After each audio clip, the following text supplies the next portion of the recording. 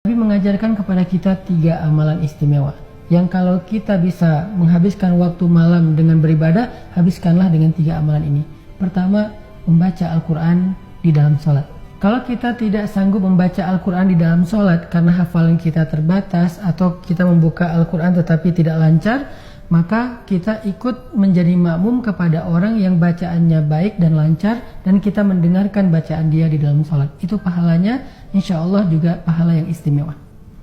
Kenapa? Karena yang menjadikan malam itu adalah malam yang mulia sebagaimana namanya Lailatul Qadar, yaitu malam yang penuh dengan kemuliaan.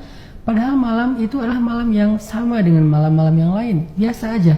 Kenapa dia menjadi mulia dan istimewa? Karena kata Allah, Inna anzalnahu fi Lailatul Qadar.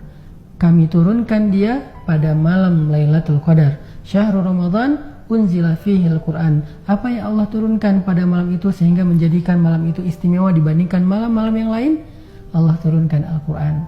Jadi siapapun yang ingin mendapatkan kemuliaan pada malam itu, pantaskanlah diri kita untuk kemuliaan itu dengan Al-Quran. Jangan tanggung-tanggung. Kalau bisa, sisa-sisa malam terakhir Ramadan ini kita habiskan di malam harinya dengan membaca 2 juz, 3 juz Al-Quran.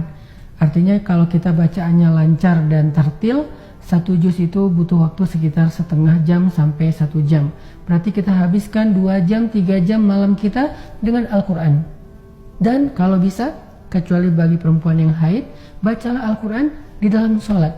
Karena membaca Al-Quran di dalam sholat itu punya keistimewaan tersendiri. Seperti firman Allah di surat Al-Muzammil, Ya ayyuhal muzammil, qumil layla illa qalila, nisfahu awinkus minhu qalila, awzid alaih warattilil Qur'an tartila.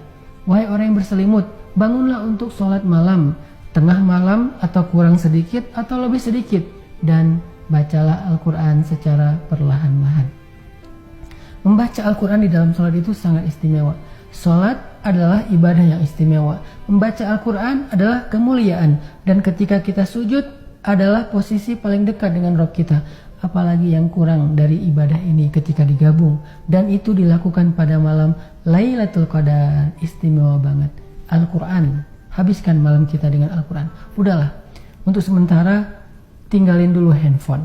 Untuk sementara tinggalin dulu list lagu-lagu favorit kita. Untuk sementara tinggalin dulu entertain. Kita fokus malam ini tinggal beberapa malam doang. Kita fokus dengan ini. Dengan Al-Quran. Supaya kita bisa ngedapetin kemuliaan Lailatul Qadar. Yang kedua, kata Nabi, banyakin doa. Di antara doa-doa yang dianjurkan pada malam Lailatul Qadar itu adalah Allahumma innaka afuwun tuhibbul afwa fa'fu anni. Atau boleh juga kita tambahkan Allahumma innaka afuwun karim tuhibbul afwa fa'fu anna ya karim. Ya Allah, engkau maha pemaaf, maafkanlah aku. Minta maaf sebanyak-banyaknya dengan doa. Minta kepada Allah supaya dihapuskan dosa-dosa kita. Dan Allah suka dimintai maaf. Allah itu suka hambanya yang beristighfar dan meminta ampun kepadanya. Suka banget. Apalagi ketika kita memintanya pada malam Lailatul Qadar, berarti kita seperti orang yang meminta ampun, sujud untuk taubat lebih dari 100 tahun. Bagaimana mungkin Allah tidak memaafkan kita? Dan bukan hanya dimaafkan, ketika Allah mengampuni dosa hambanya yang meminta ampun, Allah mengatakan, Innallaha yuhibbut tawabin wa yuhibbul mutatahhirin. Allah suka, cinta kepada orang yang bertaubat. Allah juga cinta kepada orang yang membersihkan diri dari dosa-dosa. Apalagi orang yang bertobat selama 100 tahun. Orang yang berbuat dosa 100 tahun saja lalu dia bertobat, Allah cinta kepada dia. Gimana dengan orang yang bertobat selama 100 tahun? Gimana cara bertobat 100 tahun, Ustadz? Bertobatlah pada malam Lailatul Qadar dengan doa-doa dan istighfar kita. Allahumma innaka afuwun tuhibbul afwa fa'fu anni. Yang ketiga, amalan istimewa pada malam Lailatul Qadar itu adalah berdoa kepada Allah. Minta. Karena Allah turun ke langit dunia disertai oleh banyak malaikat. Allah bertanya kepada kita, hal min dihajah? Ada yang butuh pertolonganku? Ada yang butuh jodoh? Ada yang butuh rezeki? Ada yang butuh keturunan? Ada yang butuh pekerjaan? Ada yang butuh kesehatan ketika dia sakit? Butuh apa? Hal min dihajah. Allah yang nanya sama kita. Dan mintalah kepada Allah. Wa idza sa'alaka ibadi anni fa inni qarib ujibu da'watad da'i idza da'an. Kalau kita berdoa meminta sesuatu bertepatan dengan Lailatul Qadar, berarti kita seperti orang yang berdoa selama 100 tahun tanpa henti. Nabi Zakaria meminta anak selama 50 tahun. Nabi Ibrahim meminta anak selama hampir 60 tahun. Mereka meminta anak dalam waktu yang lama, kemudian ketika Allah kabulkan dengan hadiah yang istimewa. Anaknya Ishak dan Ismail. Anaknya Yahya alaihissalam. Sehingga kalau kita berdoa selama 100 tahun, kira-kira gimana Allah akan memperkenankan doa kita? Istimewa banget. Ya Allah, beri saya pasangan yang soleh soleha.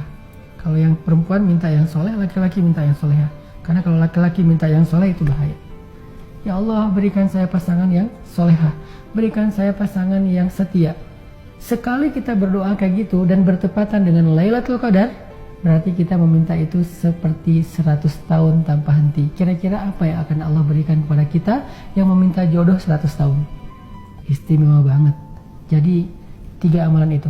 1, Al-Quran, dia sebab kemuliaan dunia dan akhirat. 2, minta ampun kepada Allah Subhanahu wa Ta'ala. Dan yang ketiga, berharap dan berdoalah kepada Allah dengan doa-doa yang baik. Barakallahu fiik.